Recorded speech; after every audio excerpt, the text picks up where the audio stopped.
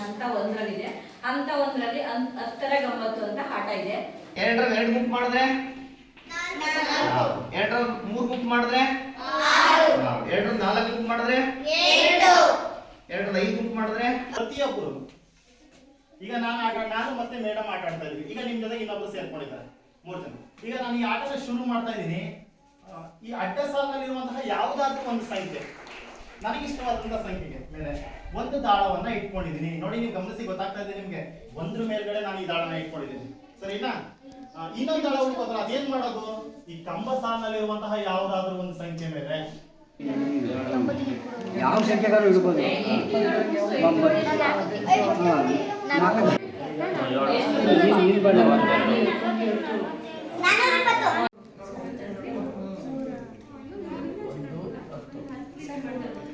ಯಾಕೆ ಖಾಲಿ ಬಿಟ್ಟ? ಖಾಲಿ ಯಾಕಿಲ್ಲಿ? ಅಲ್ಲಿ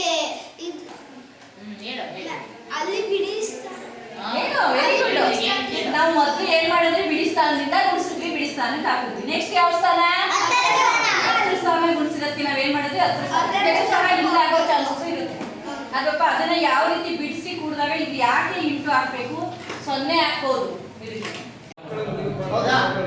16 ಬಾಕ್ಸ್ ಅಲ್ಲಿ ಕೆಲವೊಂದು ಗುಣಾಕಾರ ಇದೆ, ಗುಣಾಕಾರ ಮಾಡಿದ್ರೆ ಕೆಲವೊಂದರಲ್ಲಿ ವಾಕ್ಯ ರೂಪದ ಲೆಕ್ಕಗಳಿದೆ. ವಾಕ್ಯ ರೂಪದ ಒಂದು ಒಬ್ಬೊಬ್ರು ಒಂದೊಂದು ಲೆಕ್ಕ ಮಾಡ್ಕೊಳ್ಳಿ ಪಟ್ ಅಂತ. ಎಲ್ಲ ಉತ್ತರ ಉಲ್ಟಾ ಇಡ.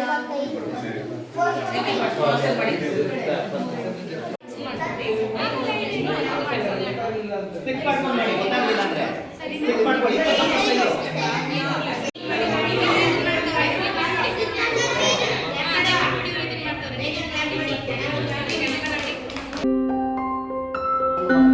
ಆನಂತರ ಅದೇ ಒಂದು ಚಟುವಟಿಕೆಗಳಿಂದಾಗಿ ಕೊನೆಯಲ್ಲಿ ತನಗೆ ಗೊತ್ತಿರ್ತಕ್ಕಂಥ, ಮಗುವಿಗೆ ಗೊತ್ತಿರ್ತಕ್ಕಂಥ ಆಡು ಭಾಷೆಗಳು.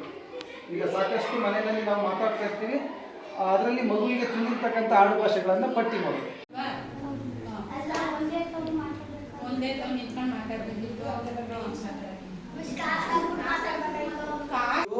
ಬಿದ್ರು ಹೊಡೆದೋಗೋದಿಲ್ಲ, ಆದ್ರೆ ವಿಷಕಾರಿ ವಸ್ತುಗಳು ಭೂಮಿ ಒಳಗಡೆ ಇವು ಹೊಡೆದೋದ್ರೆ ಕೊಳೆಯೋದಿಲ್ಲ, ಎಷ್ಟೋ ವರ್ಷಗಳಾದ್ರೂ ಕೊಳೆಯೋದಿಲ್ಲ. ಈ ತರ ಎಲ್ಲ ಜಲ್ಲ ಜಲ್ಲಾನೆ ಉದುರಮ್ಮ ನಾನಿನಗೆ ಬೆಲ್ಲಾದಾರತಿಯ ಬೆಳಗೇನು.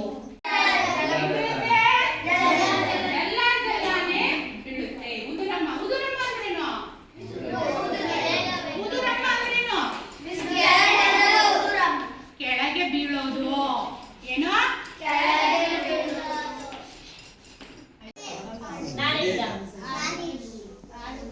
ತಾಂತ್ರಿಕ ಭಾಷೆಗೆ ಹೇಳಿ.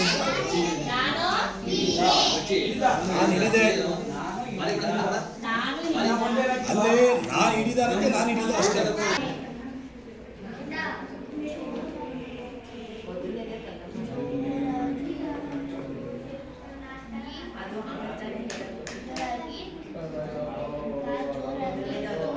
ಆಟದ ಬೋರ್ಡ್ ಕೊಡ್ತೀನಿ, ಒಂದೊಂದು ಗುಂಪಿಗೂ ಒಂದೊಂದು ಕೊಡ್ತೀನಿ. ಈಗ ಈ ಗುಂಪಿನವರಿಗೆ ಸ್ಟಾರ್ಟ್ ಅಂತ ಹೇಳ್ಬೇಕು.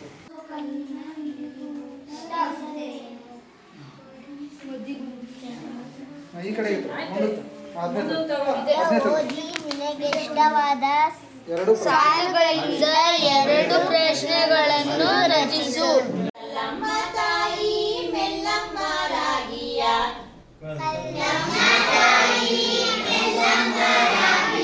ಜಲ್ಲ ಜಲ್ಲಾನೆ ಉದುರಮ್ಮ.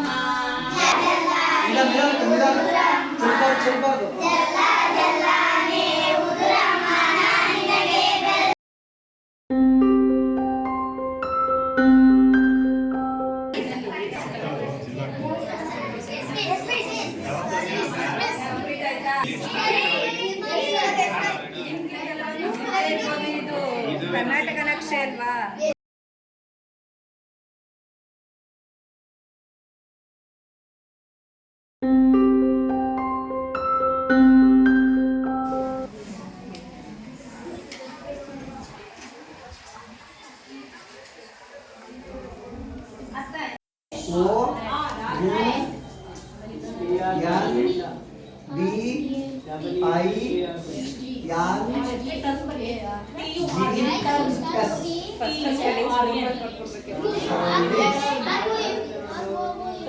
ಸರೌಂಡಿಂಗ್ಸ್.